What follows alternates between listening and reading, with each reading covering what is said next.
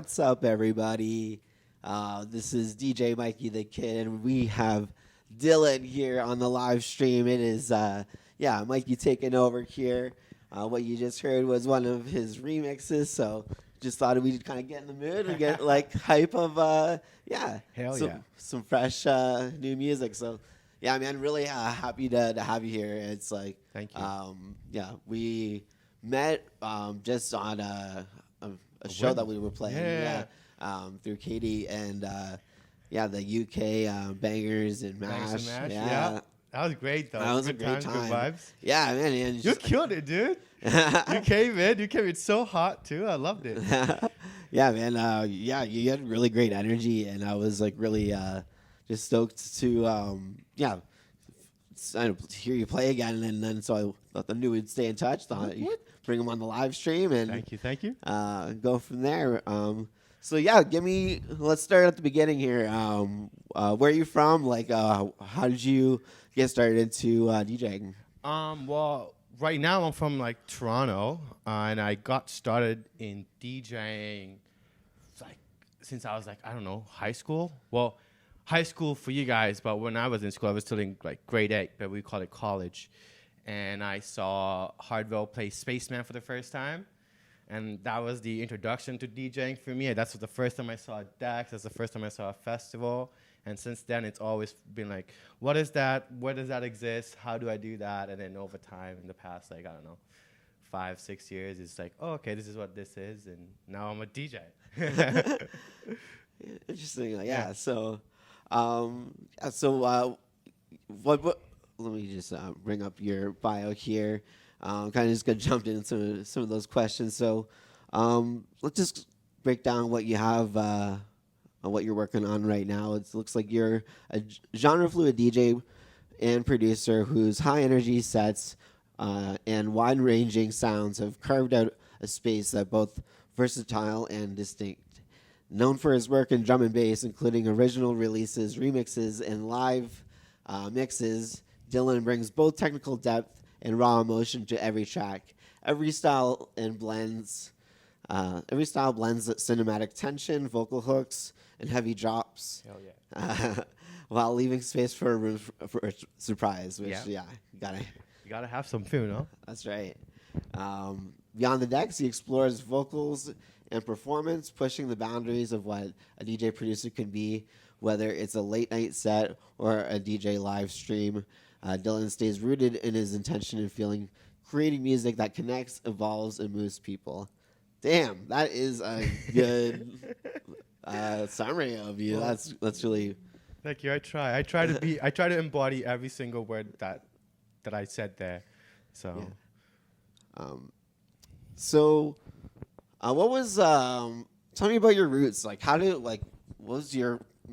kind of music did you listen to like growing up? Growing up, man, like I remember like when I was kid, I had an iPod with like Creed on it. So like I used to be a rock head for like the longest time.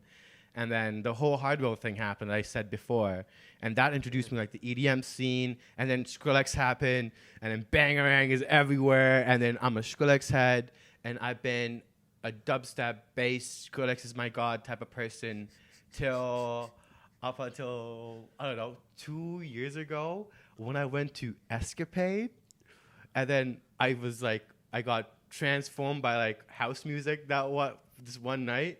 And then the next year I went to Shambhala, and I was introduced to drum and bass for the first time.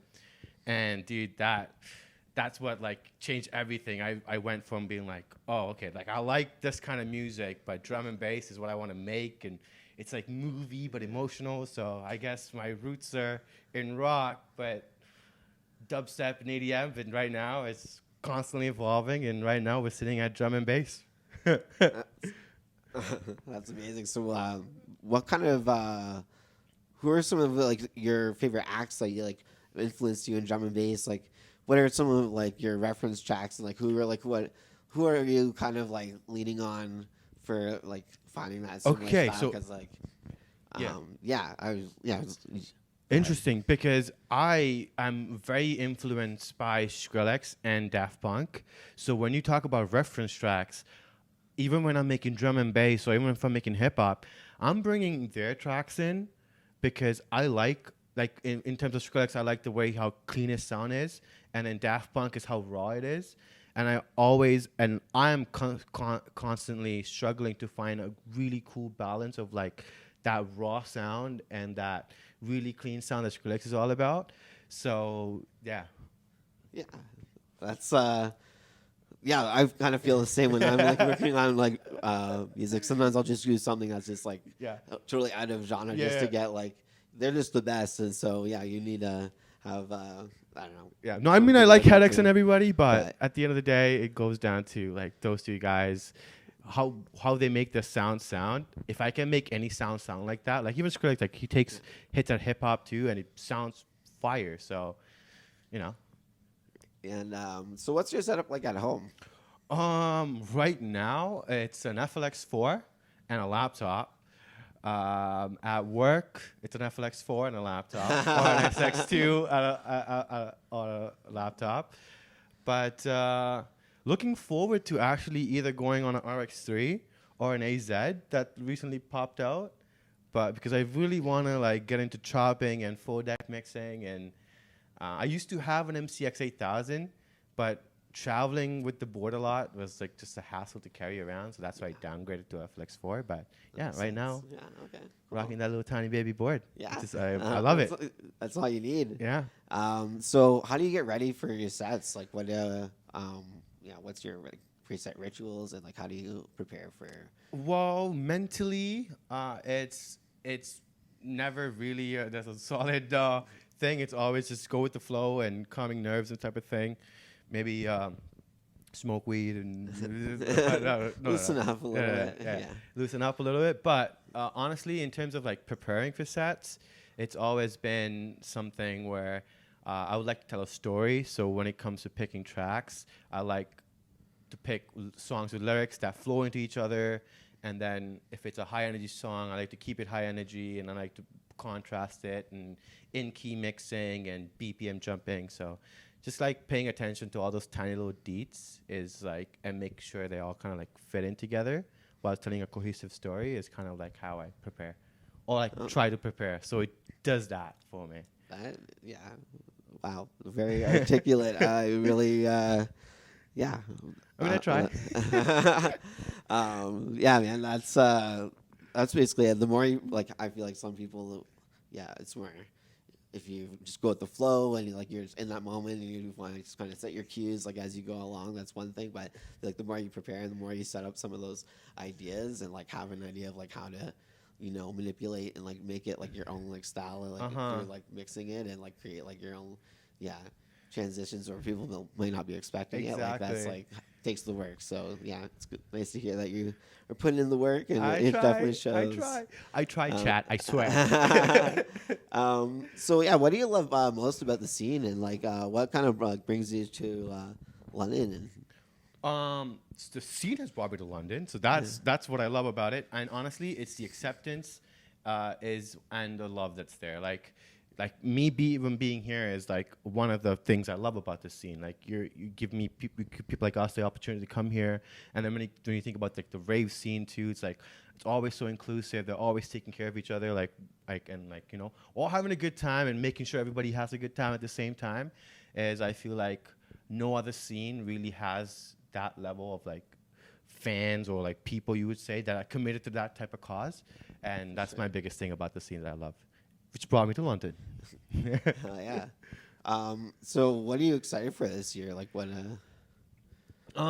This year I'm really excited to like I worked on an EP, and I'm really, really, really looking forward and excited to like share it with like the world and everyone who would love to listen to it. So that's what I'm really looking forward to. Yeah. Tell me about Added to Your Heart. Yeah. Tell me about.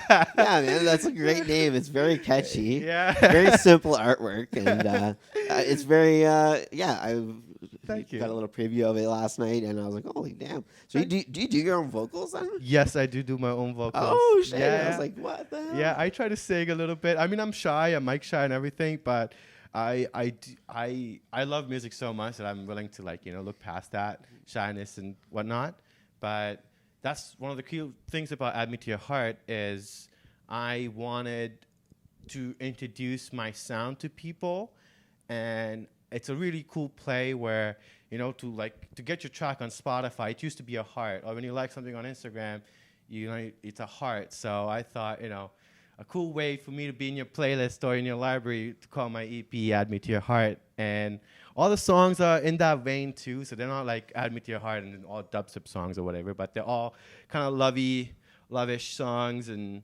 they're a really cool mix of drum and bass, but like 2010 pop radio EDM bangers that like Pitbull and Florida used to drop. So I used that kind of radio energy and incorporated it into drum and bass, and thought I could make it, you know, sound something. Yeah, I actually really like how it kind of had some like the weekend vibes. Yeah. It's like it has like a pop, like, you know, like breakdown or like build, and then it'll like drop into like a drum and bass. Like, oh, that's like not what I was expecting, but okay, right? Yeah. And like, yeah, Gotta support the local talent, you know. Hell yeah. Like the weekend I'm and excited whatnot. for this EP. So when is this coming out? This EP is actually supposed to come out July 22nd. And I think it's still gonna drop on July 22nd. So we'll see. All right. Just Check it doing out, some July finishing. 22nd. Yeah, it's like just doing Everyone. finishing touches right now, and trying to really please my perfectionist self to be like, hey, this is good and this is not good. Let's redo this part, make it this part fatter or whatnot. And I don't like these words, and because I think if you listen to it, some of those tracks had demo in front of them, right? Yeah. So those need to get touched on, and once they're touched on, July 22nd, baby. So yeah, tell me, like, what's one of your like highlights of your career so far? Highlights of my year so far, honestly. Or, like your career, like So, okay, like, yeah, you know, all like honestly, it's the same answer. It's and this is cliche, but it's always my last gig, and I only say that because I genuinely believe, and I try to give my absolute best and all to every show, whether it's like 2 people or like 150 people, and each time I do that, I feel satisfied and happy. So it's always the last show that is the highlight of my night. I'm excited for the next one. So like when I go home today and somebody asks, what was your best show? I'm like, yeah, with Mike, we did the back-to-back on his live stream. So yeah, it's always been that. Yeah, it's my last show. That's a great answer. So is there anything that besides the new EP that you want to promote? Yes, actually. Bangers and Mash Volume 2. We're coming back in July, so you can't miss that. Right here in London, too. So, yeah. Hell yeah. Hell yeah.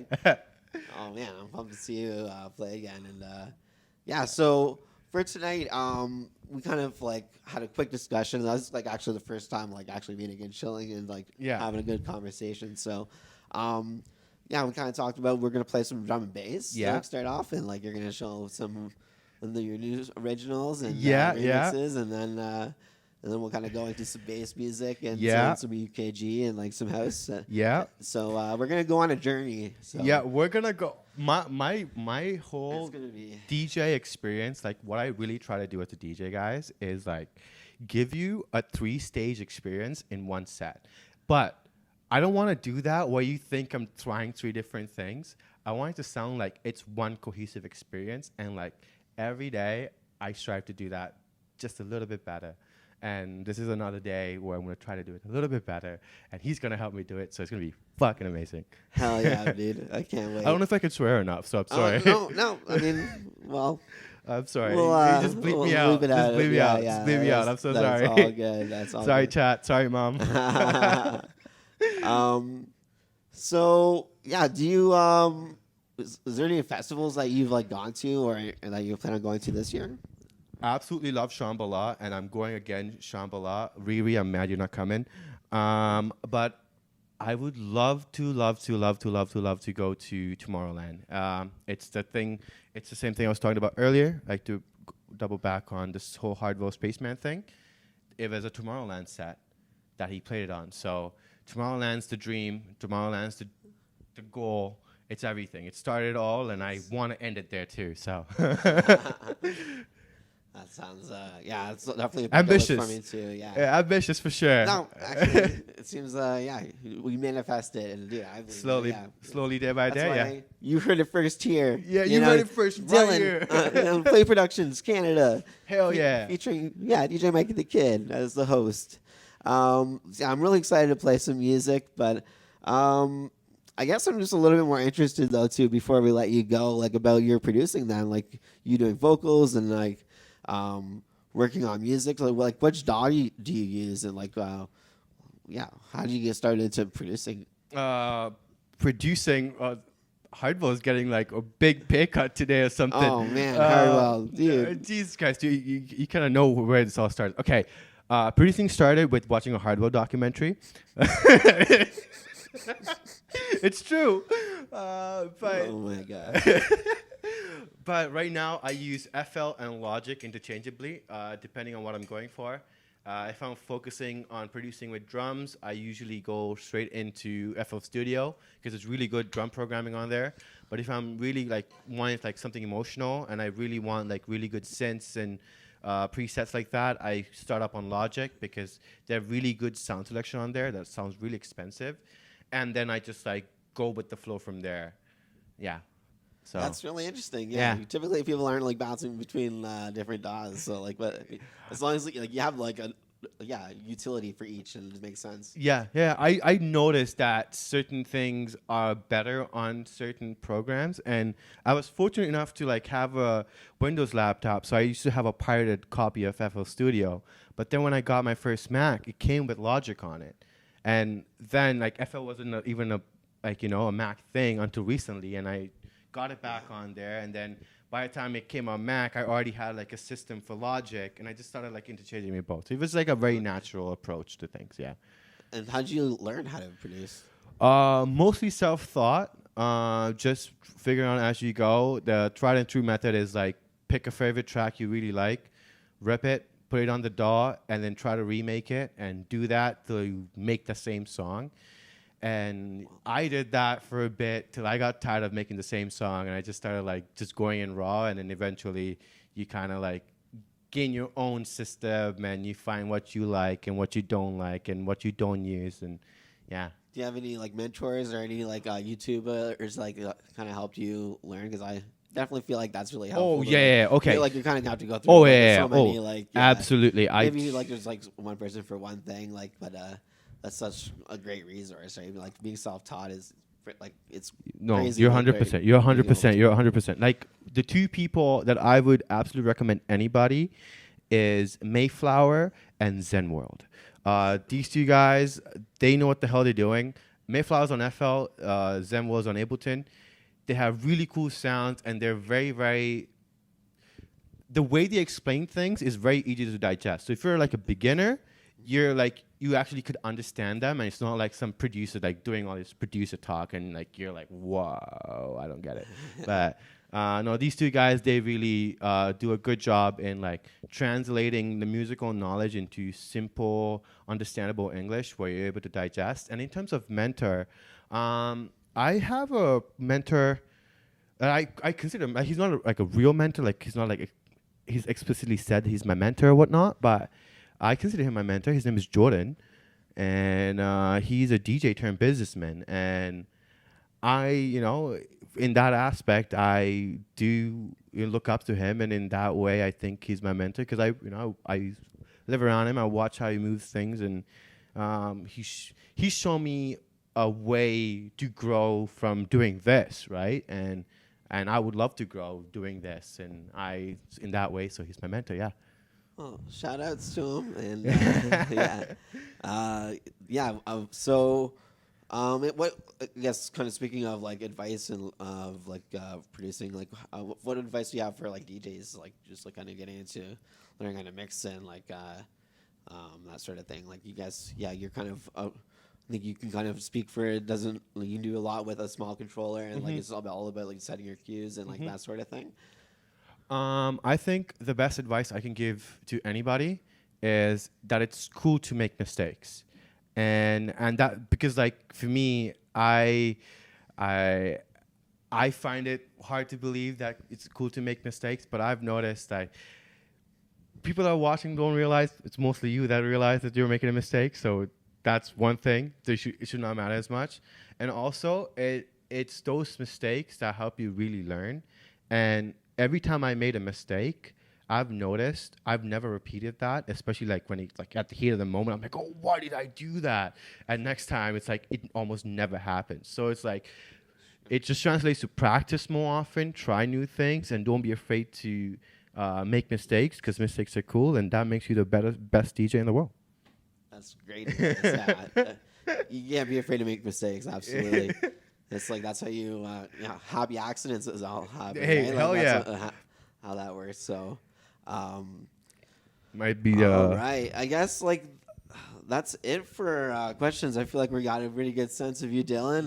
So what's going on? I guess you have that event coming up next, and got our sequel to Bangers and Mash. Yeah. Take a look and watch out for socials. On June 22nd, we have the EP. July 22nd. Yeah, July 22nd. Oh, yeah. Like, it's a month and a bit, guys. A month and a bit. I'm hustling. You're gonna have to wait. I'm hustling, okay? I promise. It's good. Yeah. And yeah, that is Add Me to Your Heart. So add Dylan to your heart, everybody. You're going to probably want to after this B2B and see all of his cool tracks. So what else? Anything that you want to plug in before we get into some music? Yeah, you. This guy. I'm going to go back to back with this guy today. And that's going to be amazing, guys. You have no idea. I had a sneak preview to this like about a month ago, and it was for 10 minutes, and that was the best 10 minutes of my life. So I can't wait to do it for a whole hour. It was, we just kept like going over the time, like, oh, you should be done at 2:00. No, we're going back to back. We're gonna get right into this. B2B, baby. We're having some fun. So, with that being said, we're going to have you sign the wall. You are officially doing the live stream, so we're gonna turn off the microphones here, and we'll talk to you soon.